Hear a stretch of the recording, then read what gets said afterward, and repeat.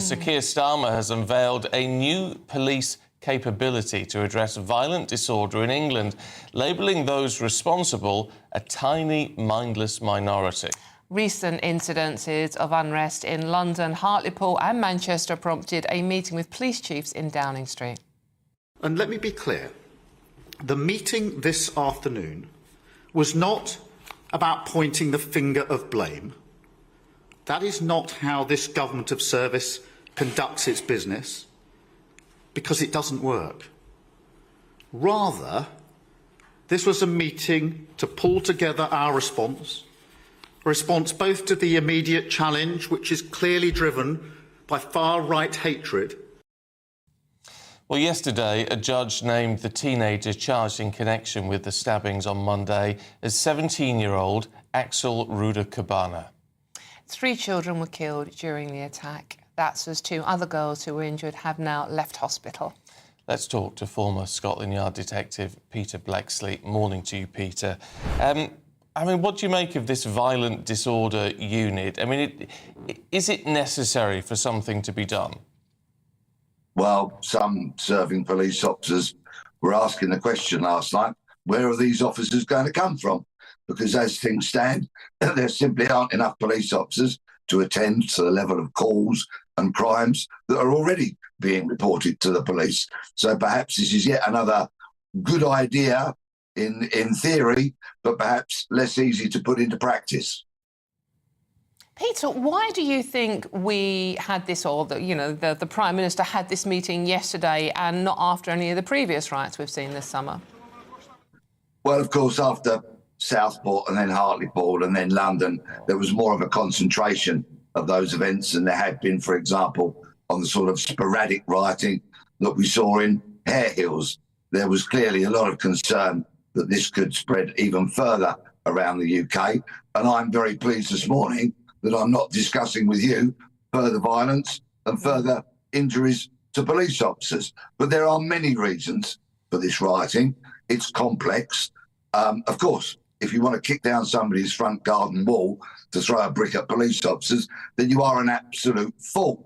But I think what this mindless minority was doing was kind of expressing their form of anger, which more widely are concerns held by many millions of moderate, law-abiding people. This is the problem, though, Peter. I don't want to drag you into the politics of it all particularly, but it's the idea that this has all been branded sort of far-right thugs, and you know, undoubtedly, people who are looting and burning police cars. I mean, obviously, that's totally unacceptable behaviour, but it doesn't address the sort of simmering tensions, which, as you say, a lot of moderate people have felt for a long time, which are now bubbling over.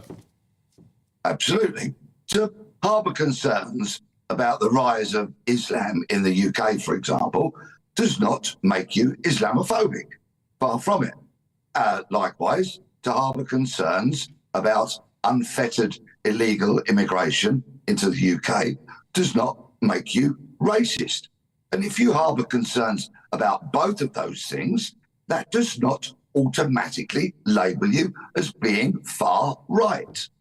But there seems to be a keenness on behalf of the establishment for anybody that questions the line that social cohesion is wonderful, we all live together joyously in a multicultural nation. Anybody that challenges that doctrine is automatically branded as far right, when for millions of people that is completely and utterly untrue. Peter, one of the accusations aimed at what has been going on recently is that we have 2-tier policing in this country. What do you feel about that? Well, people have been saying to me, Peter, look at Hare Hills a couple of weeks ago, when dozens of police officers were seen to be running away from brown-faced people who were throwing bricks.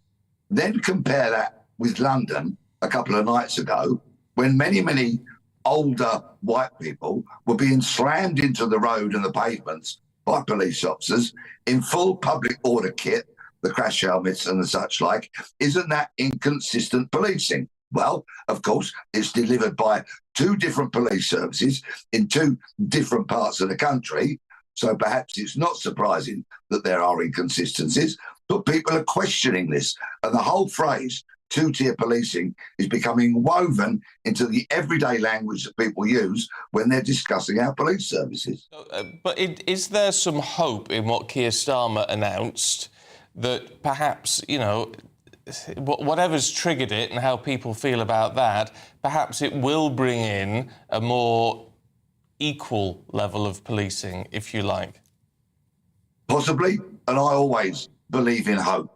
But to choose the rather more broader, and dare I say it as I tiptoe into the world of broader politics, unless there is an acceptance by the establishment that everything is not rosy in the garden, lots of law-abiding, moderate, very decent, hard-working people have concerns that this UK is not as integrated as people would have us believe that it is. And until there is an honest conversation about that, then integration is going to be less likely to happen than more likely to happen. And I think that's what people want. They want the truth, they want discourse, they want dialogue, and they want peace.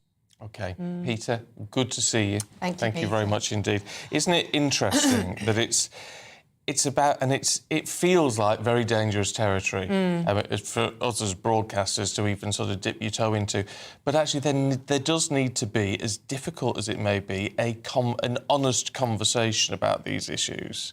Yes, I agree. And I think when the Mirror does headlines like this, I'll take on the far-right thugs. Well, I mean, as Peter's just said, there are many people in this country who share the concerns but disagree with the way this behaviour. You have to talk about these issues. If you try and ignore them and just brand everyone who feels a certain way as far right, you know, they have this phrase about engaging with the community. Engage with this far right community. And I put that in inverted commas if you're listening on the radio, by the way.